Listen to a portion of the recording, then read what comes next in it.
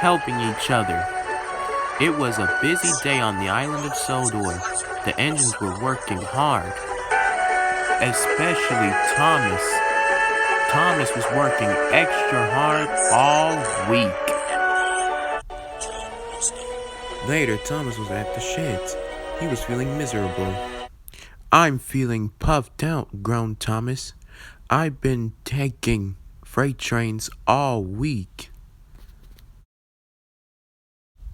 Then Sir Topham had arrived. "Ah, Thomas, you've been working extra hard, so you may have the day off." "Yes, sir. Thank you, sir," Thomas said. Percy was happy for his friend. "You're so lucky, Thomas," he said. "I would love to have a day off." But James was feeling a little jealous. "I should have a day off. Why didn't Sir Topham Hatt give me one?" he pouted. "You must have not been working hard enough," chuffed Thomas, and he puffed away laughing. Thomas was looking forward to his day off. He puffed happily down the line.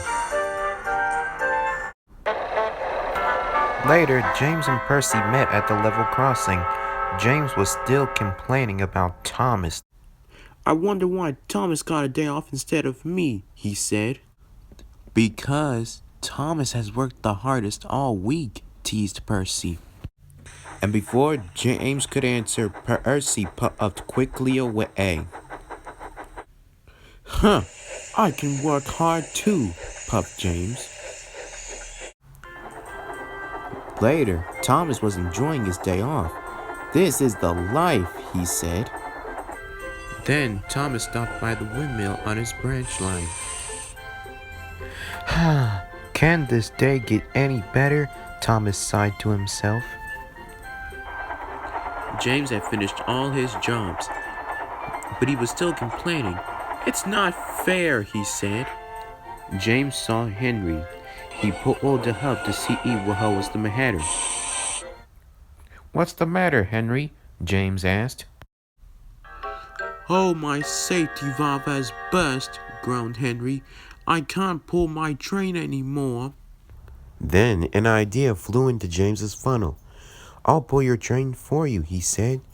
"Maybe if I pull Henry's train, Sir Topham Hatt will give me a day off," he chuffed to himself. Henry was surprised. "Oh, thank you, James, but be careful, it's very heavy." So Henry was uncoupled from the train, and Edward pulled Henry to the fitter's yard. James was very proud. "I hope Sir Topham Hatt will give me a day off." James bumped the cars hard. "I expect you trucks to behave." This made the trucks cross. "We won't go with the red monster," they groaned. But James pulled away, jerking the cars as he went. Thomas stopped at a red signal. "This day is excellent," he puffed. "I'll go to Gordon's Hill next." And Thomas chuffed cheerfully away. James pulled the cars up Gordon's Hill, but the train was very heavy. "Must get to the top," he puffed. But his wheels spun, and he could go no further. James felt silly and very sad. "I only wanted a day off," he said. A few moments later, Thomas arrived. "What's the matter, James?" Thomas asked his friend.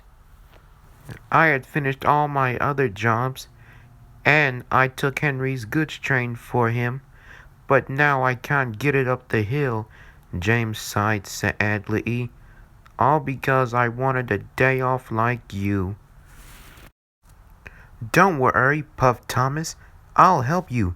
Together, we can get the job done." James smiled. Thomas buffered up to James and was coupled up. They pulled with all their strength and steam. Suddenly, the train started to move. They kept pulling. Their axles ached.